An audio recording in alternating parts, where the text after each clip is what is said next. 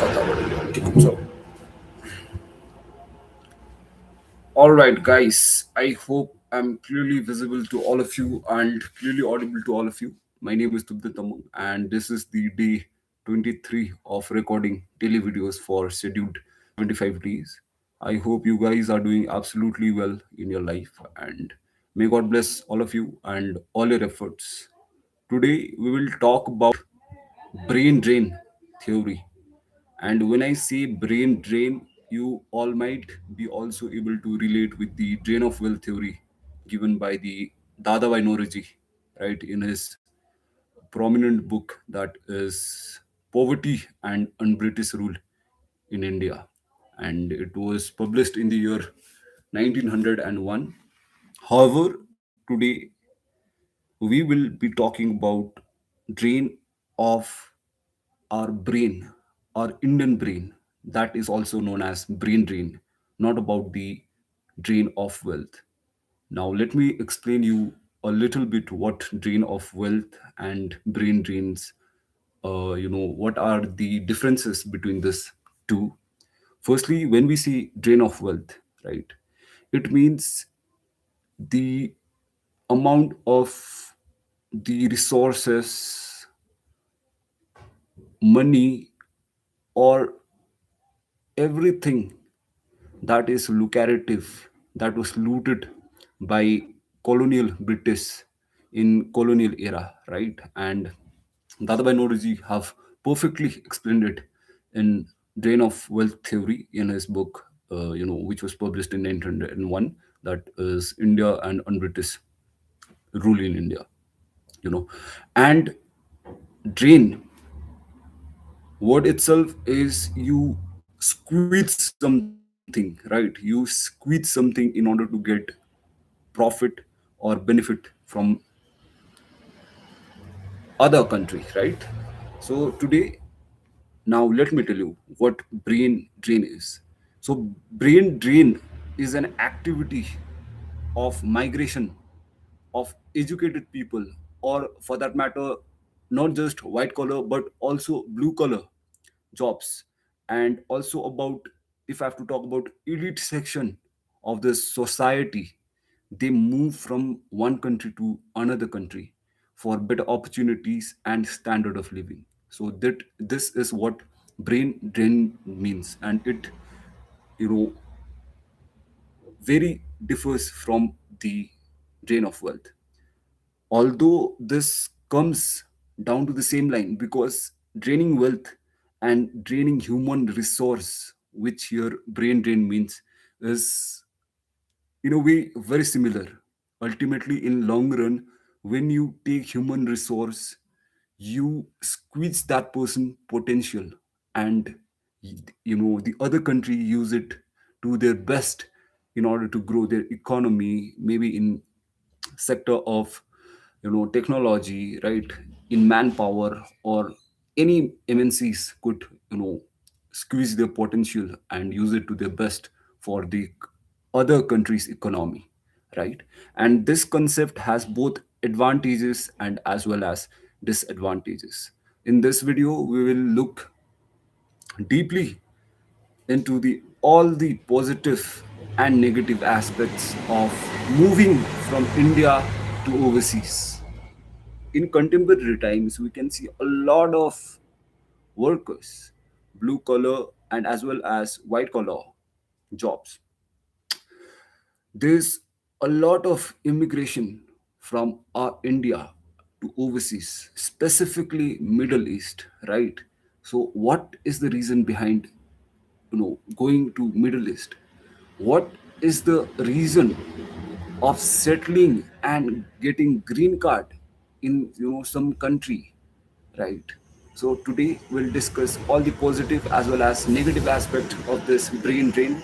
So first positive side of this brain drain, which you know uh, prompts the individual, specifically the citizen of India, to move overseas, is better standard of living. A person who choose to go abroad, right, for education or for that matter employment, They get a lot of opportunities, numerous opportunities if we compare to our India. And to increase their standard of living, and also to promote the idea of better life than in our domestic India.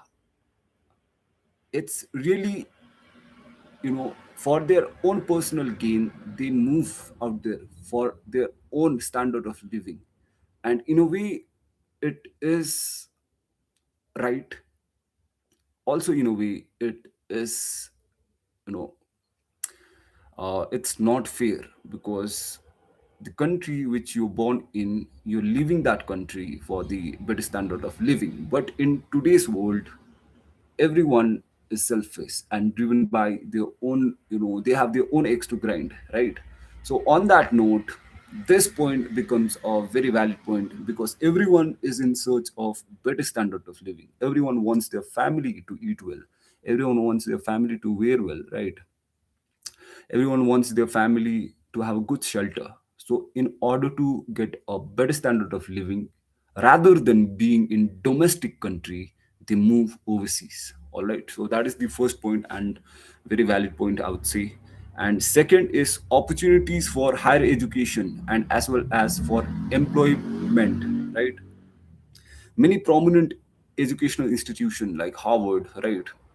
There are, a number of institutions overseas, right, outside India, where they are providing UG and PG degree for, market demand, right?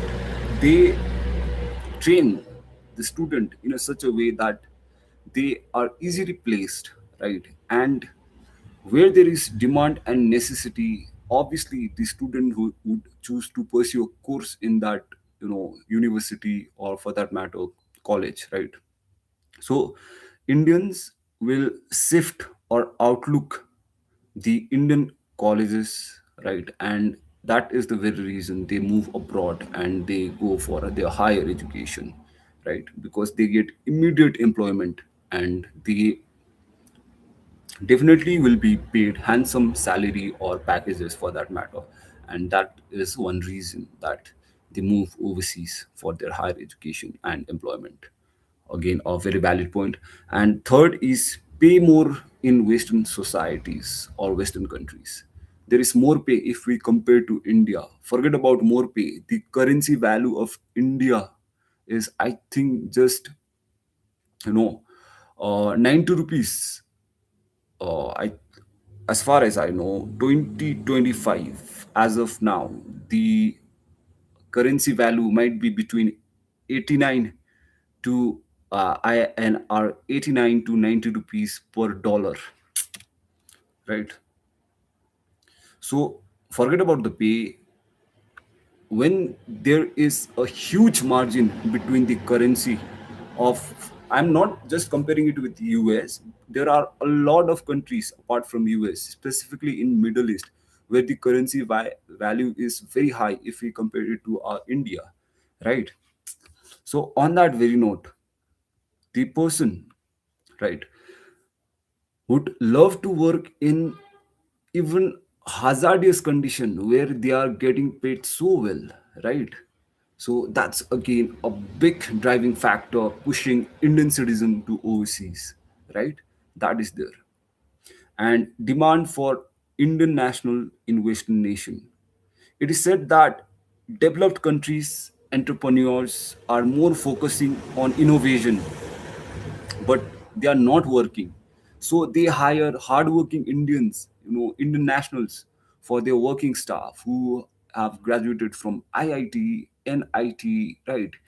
Because they are very tenacious and hardworking, right? And they give all their potential, right, to the company which where they are working in. So on that very note, the market standards are set as per the Indian national, institution like NIT ho gaya, IIT ho gaya, right? And this very thing, right, they offer a lot of money, right, huge packages. And this is one factor which motivates the Indian nationals who are very qualified to work overseas. That's there. And fourth point is more exposure to developed work, where there is very advanced technology, where your peers are very qualified, then migration will automatically take place, because no one to stay, no one wants to stay stagnant, because in life one must grow, right? So in order to grow from India, they move overseas and they learn a lot about their, they learn and upgrade their own lifestyle. The amount of the money they are earning automatically gets, they touch the sky, right? So therefore money is everything, right? So they automatically, upgrade their lifestyle, and at the end of the day, as a result, it will have a very very big impact in their standard of living, right? So that's there. And fourth fifth point is societal pressure. Just like in our district, right, a lot of, people are going abroad, right? Doesn't matter whether it's blue collar or white collar job, but they are going because there's no employment, right? Person, you know they have qualification, no doubt, they have skills, but the competitiveness nature of our Indian society, if I have to talk about, there are multiple domains, right? Even in, even if I take an example of carpenter, right, there is a lot of competition in the district which I'm living in, even in plumber, for that matter, even in, if you start any food stall, or any sort of startup, there's already a huge market of it, and the persons are already on it, you know before years, right? So on that very note, and forget about the government exams, right? Mostly 25%, that is 100, where there is 100 vacancy, 25 persons have been reserved, right? They have multiple reservation, right? So on that note, it becomes quite, unfeasible for that person to get employed in country like India.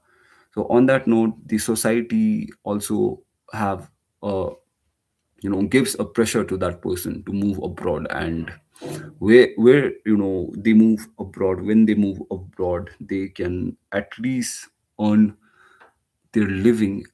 And in addition, they can do very well, right? They work overtime, right? And in fact, the currency value is very high. So definitely, if you're earning 25K in India, right, and if you're earning, uh, let us take example 15K, right?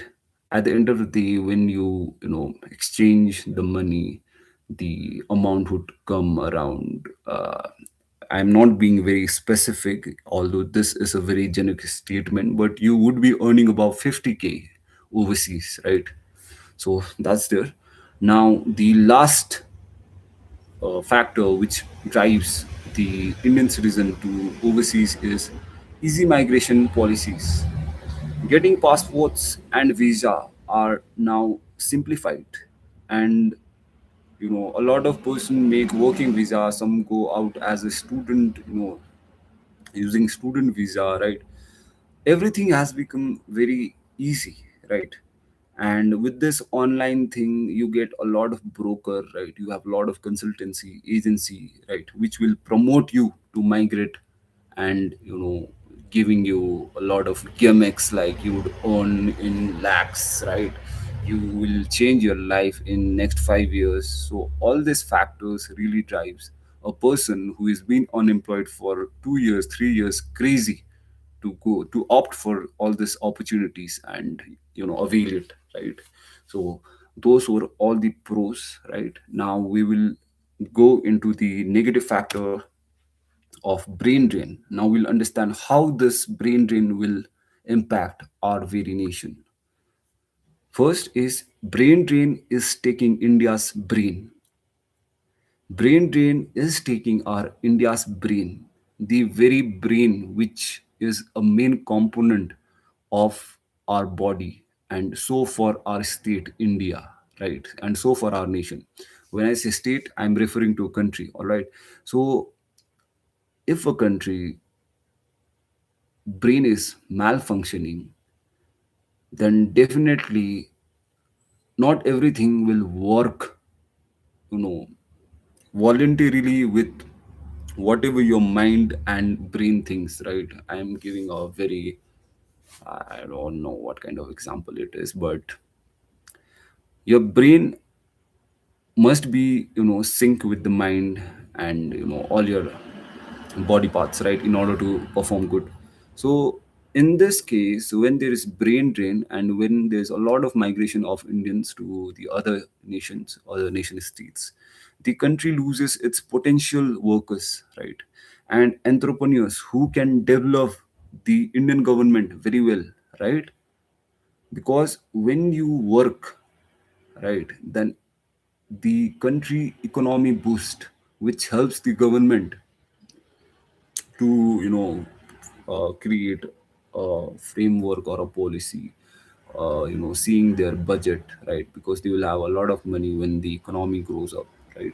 And all the educated and, elite people, if they leave India, then it will be very hard for our country, because this brain and drain, it will take all the potential youths, all the potential IIT, NIT graduates to the another nation, leaving India hollow from inside, right? So that's there. Forget about IIT, NIT, even blue collar jobs, right? Most of the person, they're leaving India even to, work as a caretaker, right? There are a number of jobs, right? So they're opting for every job that, that is at this disposal, right? So that's there. Now second negative point of brain drain is decrease in professional manpower of India, as I've said. And this not only confines to white collar but as well as blue collar. There one day there will be a lot of shortage of, even a mere, workers, right? Even for that matter, right? Everyone, because here person works for their personal gain, right? They have set a target for themselves, right? Maximum they will earn 5 lakhs in India. Then with that 5 lakhs they will make visa, right? They would, go to some consultancy, and again the same loop would continue. They would, go overseas and work and utilize all their skills and talents to earn in a lump sum, right, to earn a handsome money, right. And on that very note, they would even earn more than, they have spent on visa, right. They would absolutely earn, right, 50 lakhs for that, that ROI is very high in overseas, right. If you go to work in overseas, and they will get interest of their, investment. So that's there. Now next negative point is, which it eliminates the vendors or the middleman.